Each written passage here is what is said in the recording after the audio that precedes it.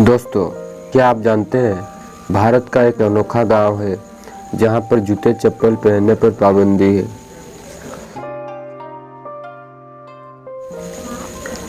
दुनिया में अक्सर एक से बढ़कर एक अजीबोगरीब किस्से सुनने को मिल जाते हैं। कई किस्से तो ऐसे होते हैं जिन पर लोगों को विश्वास करना मुश्किल हो जाता है। वही कुछ किस्से ऐसे होते हैं जो हर किसी को हैरत में डाल देते हैं। अगर हम आपसे ये पूछे कि आप क्या बिना चप्पल जूते पहने पूरे दिन इधर उधर घूम सकते हैं, तो यकीनन आपका जवाब ना में ही होगा। आजकल के समय में लोग बिना जूते या चप्पल पहने एक कदम भी नहीं चल सकते। बिना जूते या चप्पल पहने कभी भी इधर उधर जाने की कल्पना शायद कोई भी नहीं कर सकता। पर आज हम आपको इस वीडियो में बताएंगे भारत की ऐसी एक अनोखी गांव के बारे में जहां पर जूते चप्पल पहनने पर पूरी तरह से पाबंदी है। जी हाँ दोस्तों, आप सब जानकर हैरान हो जाएंगे कि भारत में ऐसा गांव है जहां पर जूते चप्पल पहनना पूरी तरह से बैन है।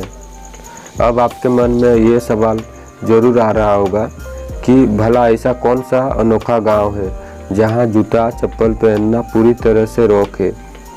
और मैं जानता हूं उस गांव का नाम आप जानने के लिए भी बहुत उत्साहित हो रहे होंगे।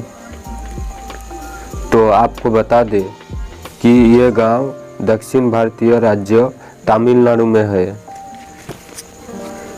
ये तमिलनाडु के प्रसिद्ध शहर मदुरई से 20 किलोमीटर की दूरी पर स्थित है और इस गांव का नाम है कलिमायम गांव है। कलिमायम गांव की सबसे अनोखी बात यह है कि वो अपने बच्चों को भी जूते चप्पल पहनने नहीं देते।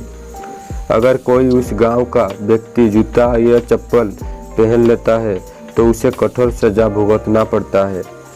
उस गांव के बारे में बताया जाता है कि यहाँ के लोग अपक्षी नामक के देवता की सदियों से पूजा कर रहे हैं और उनका मानना है कि अपक्षी देवता ही उनकी रक्षा करते हैं।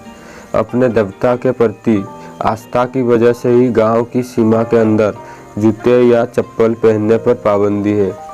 सच मायने में देखा जाए तो इस गांव की परंपरा बहुत अनोखी है और हैरान कर देने वाली है। अगर इस गांव के लोगों को कहीं बाहर जाना होता है तो वो अपने जूते चप्पल अपने हाथ में लेकर जाते हैं और जैसे ही गांव का सीमा पार होते हैं तब वो जूते चप्पल पहन लेते हैं और वापस आते वक्त गांव की सीमा से पहले जूते चप्पल उतारकर अपने हाथ में लेकर गांव की सीमा के अंदर आते हैं। आखिर इस गांव की परंपरागत कई सालों से चली आ रही है। इसके बारे में किसी भी प्रकार की जानकारी नहीं है, पर इस गांव के लोगों का ऐसा मानना है कि कई पीढ़ियों से इस गांव के लोग परंपरा निभा रहे हैं।